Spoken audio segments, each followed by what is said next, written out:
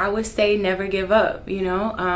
I just remember like being in college and in high school having a really strong New Orleans accent to the point where like it was like night and day. Like if you knew me in high school or college, you'd be like, Shay is not going to be a reporter. And I remember I had a teacher in college to tell me that my voice was too ethnic, my voice was too New Orleans to ever be a news reporter. And instead of me like letting that get to me, it made me say, you know what? I'm about to just start reading out loud every day. And so when I would come home after school, I would just read like a chapter of like a book that I had been reading. I would read it every day and I would mimic, you know, who I saw, Sally Ann Roberts. I would, you know, mimic reporters and anchors on television.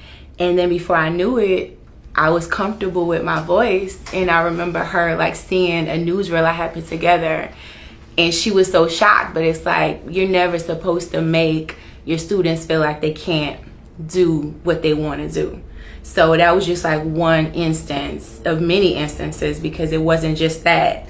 You know, I've had a lot of people tell me that I can't do this, or, you know, oh, you know, you don't really know any reporter, so how would you know how to do this, or how would you know how to do that? But it's like if God puts it in your heart, then there's nothing that you can't do. And so that's what I would tell young girls, like, don't let anybody tell you what you can't do. If you want to do it, just, you know, look it up, figure out what all you need to do in order to make it happen, and just work on those goals one by one. And then before you know it, you really surprise yourself because you've got it done, you know? And so, yeah, I definitely just feel like my whole life has been me just kind of proving people wrong. And so that's why you never should tell somebody what they can't do. But in my case, I'm happy that they did, because it just kind of made me go stronger and harder at what I do. Gotcha.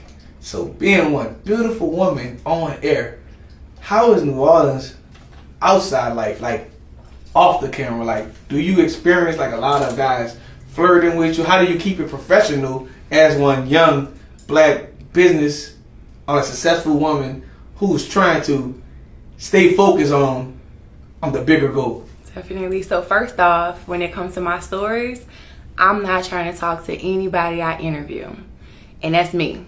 So there's been guys who have like, I've interviewed and they're like, Shay, can you do this? Can you go out with me? I like to keep it separate because I'm very, very passionate about what I do. And that's what I want people to think of when they think about me. Like when I do a story with you, like you are like very high, like you are my focus. And that's how I feel about every single person I interview.